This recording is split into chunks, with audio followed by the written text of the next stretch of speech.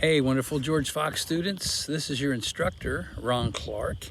And when I'm not teaching class, I'm actually hanging out at my brother and sister-in-law's farm in Missouri. And this is my buddy, Sasquatch. My brother-in-law is a big Sasquatch fan. But actually, as you can see, it's a very beautiful area. Kind of one of the things about Missouri, I'm actually from Missouri, so is my wife, Lori. This is her sister and brother-in-law.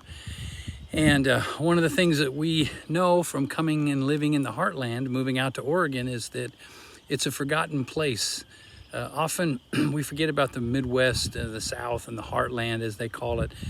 Farming has changed so much over the years. In fact, I remember I have an agriculture minor, and I remember one of the things that we were taught is that the day of the small farms would be engulfed by the larger corporation type farms, and that was back in 1981, and here we are in 2020, and this is a real reality.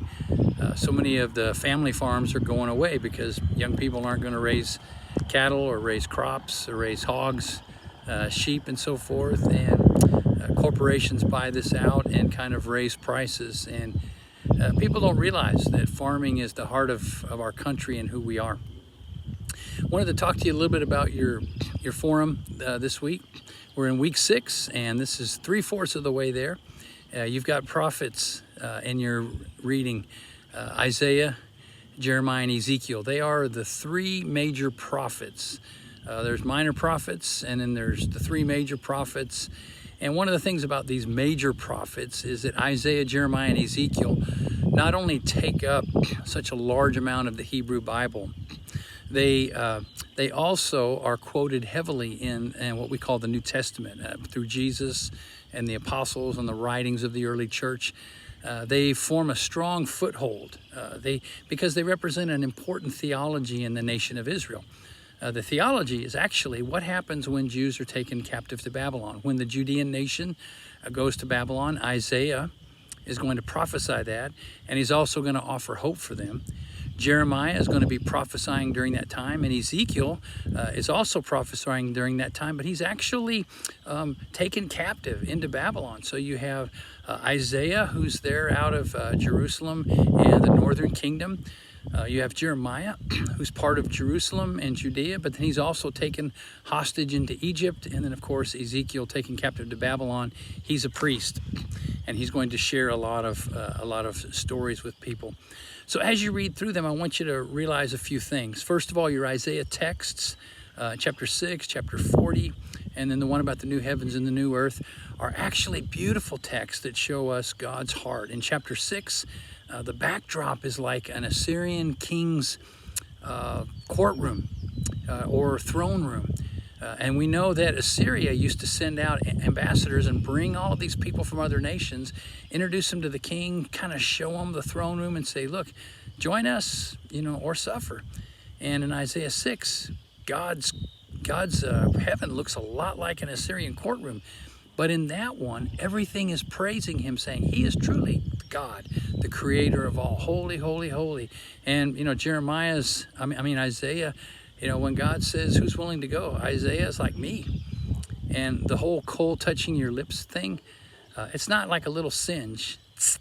It's more like and you can see him standing there, flesh burning, smoke burning, and he's hanging onto that altar because he wants to preach. He wants to let the people know that they need to change their ways and that God is a God of forgiveness.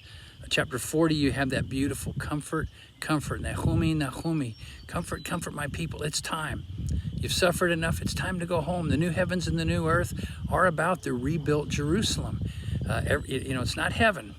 It's about the people being rebuilt and restored. In Jeremiah chapter 3, verse 8, God says, I gave Israel a certificate of divorce. And what does God do? God's going to take the nation back. But in Deuteronomy, there's this promise that, if you divorce your wife and she remarries and then she's divorced and then you take her back, the land is defiled. And that's what happens with the captivity. When God takes Israel back, who went and married other gods and came back, the land was defiled. So what does God do? Create a new heavens and a new earth. In the passages in Jeremiah, you're going to read about the promise of a new covenant. It was written on the stones, isn't going to do it, but I'm going to write it on your heart. and I'm gonna be your God. And there's this hope of a new nation. Then of course Ezekiel, he's a watchman. He's warning them. The shepherds are taking advantage of the sheep, and even in earlier he cooks his food over poop. I mean, poop, yes, literally, the Hebrew word means dung. That's a nicer way to say it, but it's poop. And, imagine a priest having to do that. That's disgusting. Imagine trying to borrow other people's hatchets. I have something to cut up for my fire. Can I borrow it? No! little humor there that maybe isn't funny, maybe is, I don't know. But imagine Ezekiel, he's warning the people, but he also talks about the valley of dry bones. Israel was like a slaughtered army laying out, rotting, and yet God brings them back. How does it happen? Through the Spirit. And so in those three prophets, there's just this message that even though Israel had sinned, even though Judah had sinned, even though they had turned their back on God, God was willing to forgive them. They would go to the captivity, they would suffer, and then they would return.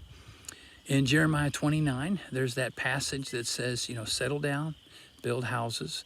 They're all commands. In the Hebrew, they're imperatives. And then when you come back, I'll bring you back 70 years later. But while you're there, verse 7 of chapter 29, he mentions the word shalom 3 times. Seek the peace of this land, for if they prosper, if you prosper, they will prosper. And there's been this message for those of us in the church, as we've been preaching for years, that we are to bless our cities, to bless our nations, even whether we feel like we're in exile, as God brings us back. I'm here in the Midwest, and I'm going around fundraising for my job at Kairos Church Planting and for our church plants, and got to preach today and talk about Jeremiah 21 and talk about post-COVID Christianity. And I want to kind of share a little thought as you're closing this out. Post-COVID faith, what we learn in exile is that the people of Israel planted in exile, they served in exile, they stuck it out, they wore their masks, they did what they were supposed to do, they social distanced, they did what God told them, and then as soon as captivity was over, they came back. And there was 3 things. Number 1, they learned that it was about faith. It wasn't about a temple. It wasn't about an altar. It was about faith and obedience. Secondly, they knew that their methods had to change, but it was about the mission. Proclaim the gospel. Talk about how great God is. And you see that in Daniel, Shadrach, Meshach, and Abednego, Nehemiah, Ezra, Esther. They show that God is a great God. And then, of course, community. They were community. Ezekiel sees these visions. He's a trauma survivor. He was caught up in all of that destruction, and his visions are very graphic and very full of images. But these 3 prophets don't tell us the wrath of God. They show us that God is a God who is willing to forgive and forget. He's willing to give second chances. God is a God who's the partner who's been cheated on and been mistreated and been abused. But yet, when the people fall on their knees and ask for forgiveness, God is willing to forgive them and bring them back. Now, we know that this is not to say that domestic violence victims have to forgive and immediately reunite. What this is saying is for those who've done wrong, there's a chance with God to have relationship. I've enjoyed reading your posts as usual. I'm working on your movie reports, and I'm looking forward to reading that. You got some more writing to do this week, but I'm loving having you in class. I'm loving everything I'm reading from you all. But I want you to know these 3 prophets play such a key role in understanding that we have a God of faith and God of mercy. And while we might have this looming dark figure over our shoulder and think that's who God is, no, God is the bright and the beauty of all that we see around us, and the beautiful sky and the green grass and the sunshine that we so miss often in the Northwest. So God bless you all. Have a great week, and I'll be talking to you more. Thank you.